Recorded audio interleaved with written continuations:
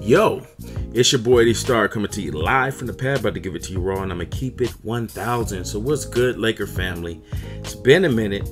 Kyrie Irving situation still hasn't been settled, but in the meantime, Derrick Rose will not be the backup point guard. It will be Tyler Ennis on a 1-year veteran minimum deal. Actually, it's a 2-year deal, but the second year is a team option, but 1 year he will get the veteran minimum. I feel like it's a pretty decent choice. The other option was Ian Clark, but the Lakers reportedly wanted no parts of Ian Clark. And there was another report that said that the Lakers didn't really offer Rose a contract. It was kind of just a sit-down, powwow, little chit-chat. Derrick Rose really wanted the Clippers and the Spurs to take a look at him, but they had zero interest in Derrick Rose.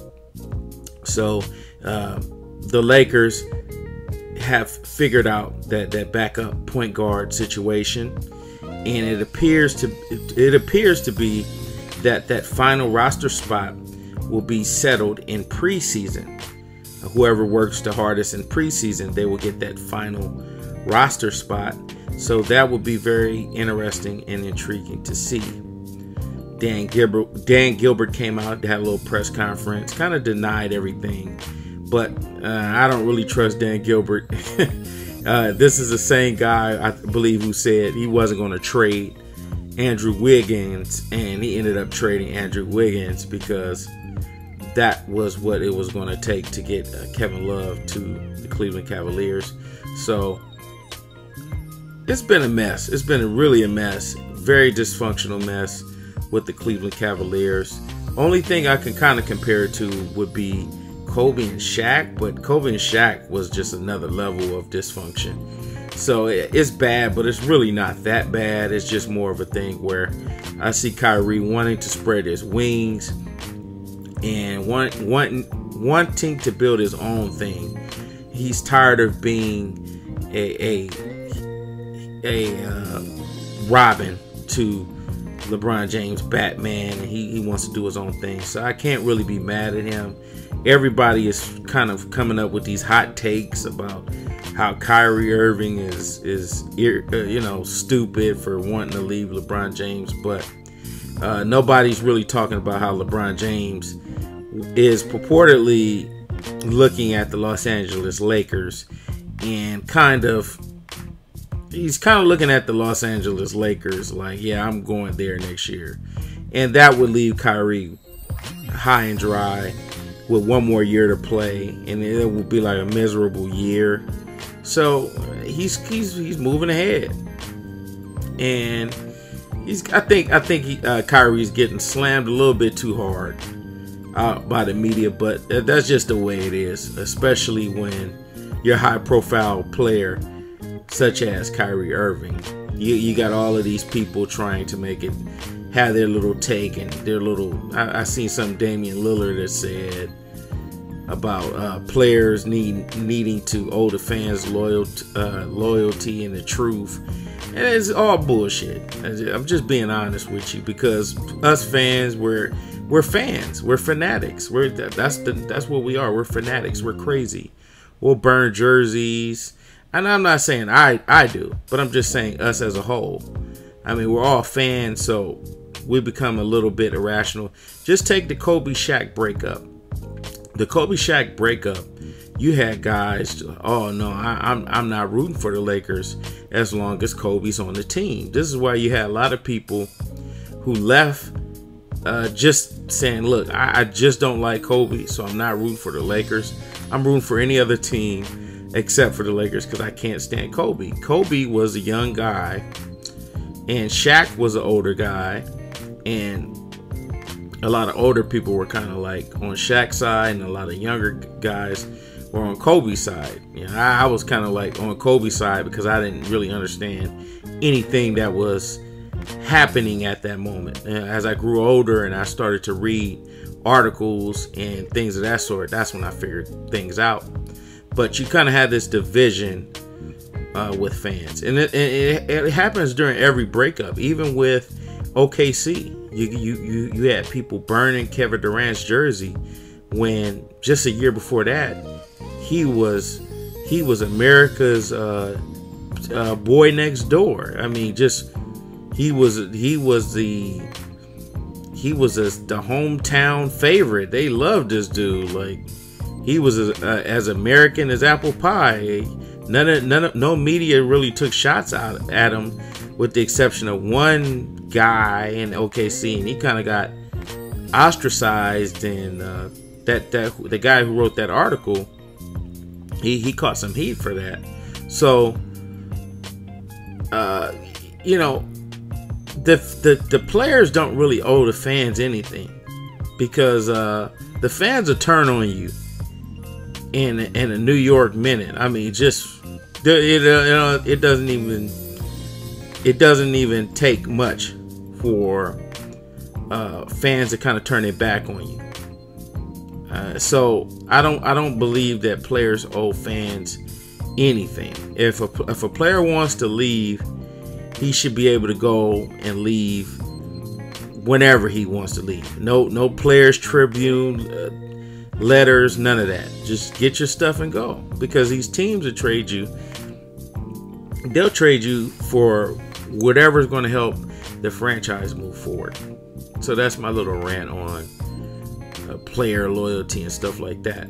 Now, I did feel like that was some sucker stuff that KD did, but at the same time, he's a grown man, and at the same time, he's a Finals MVP and he's a champion.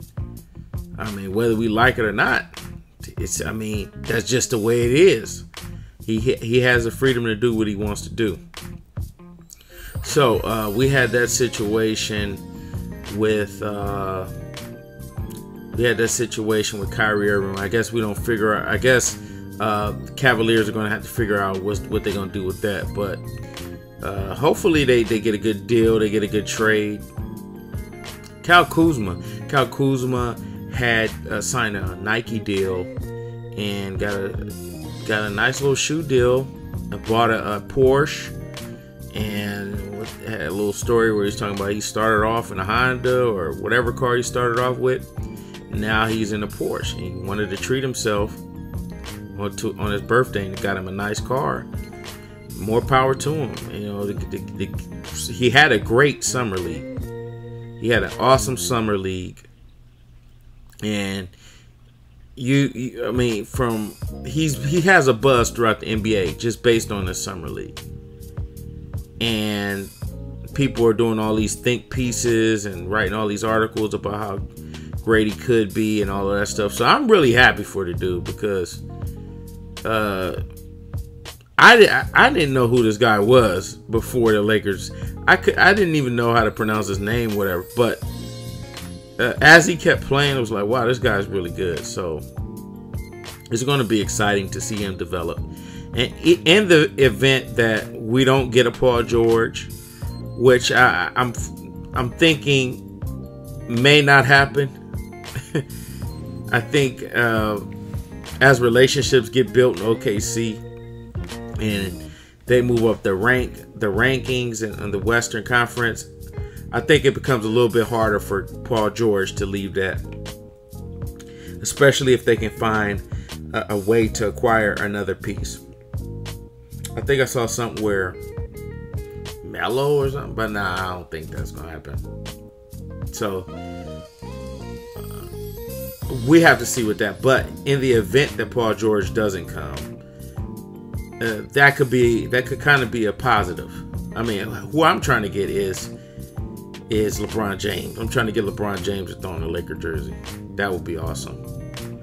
And the way that things are going in Cleveland, and the way that the rumors and reports are everybody saying, it looks like LeBron it may happen. It may not. Maybe it will. Maybe it won't. Now, LeBron already went on a rant.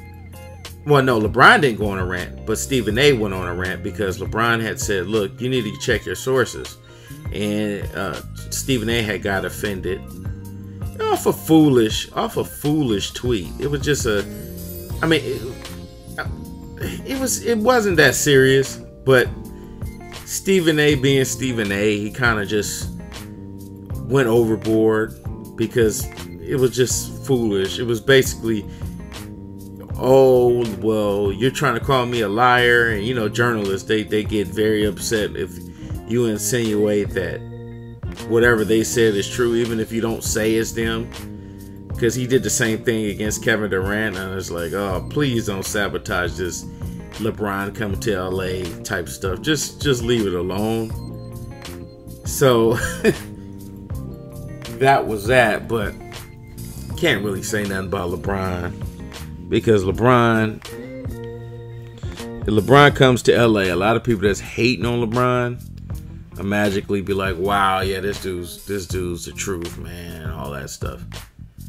But what else I was going to say? What else was I going to talk about? Because I covered this.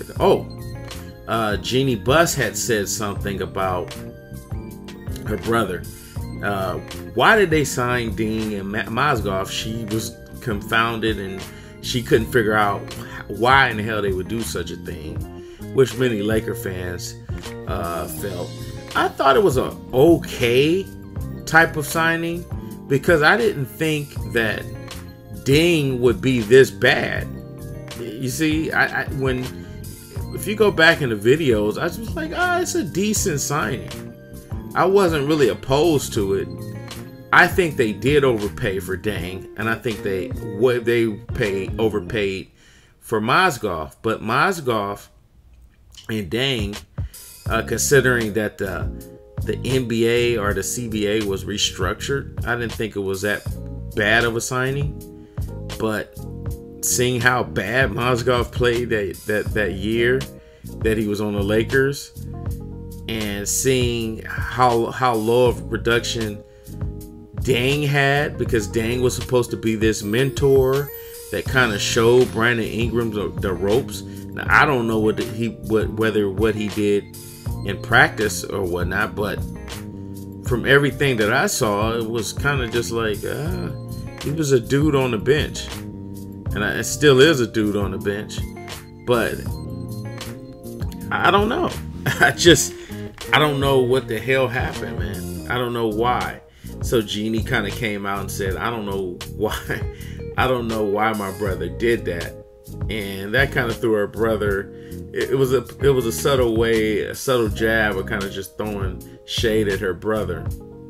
Also, Magic Johnson had caught a little criticism, not really criticism, but a little blowback from D'Angelo Russell, because D'Angelo Russell was asked about Magic Johnson's comments, and he responded to Magic Johnson's comments.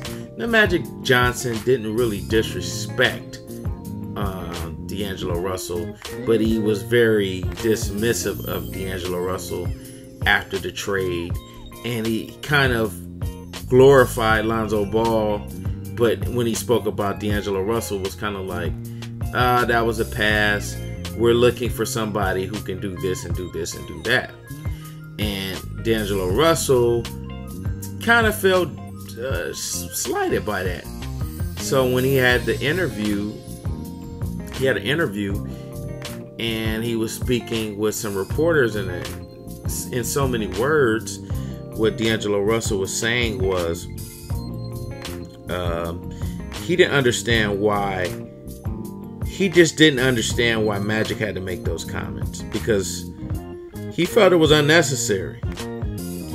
He felt it was unnecessary that Magic had made those comments, because it's like, I'm just a regular guy. I'm just trying to make it in this league, in the NBA. And allegedly he's happy being a Brooklyn Net. So that's cool. But at the end of the day, he can say whatever. But maybe it's a better thing. Maybe it's just a better situation that he is in Brooklyn and not in LA. Maybe it is, considering that in LA there was just all of this hype for him, and he kind of, I wouldn't say it just didn't work out. It just didn't work out. And it's just, I mean, hey, it happens like that. Sometimes in life you think that one thing is going to happen one way. You might get a job, you might meet somebody, and you think that it's going to go one way, and it just doesn't go that way. So far, Magic Johnson has done a phenomenal job.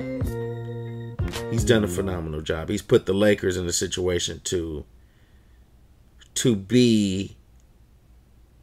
actually develop. Whereas with the former,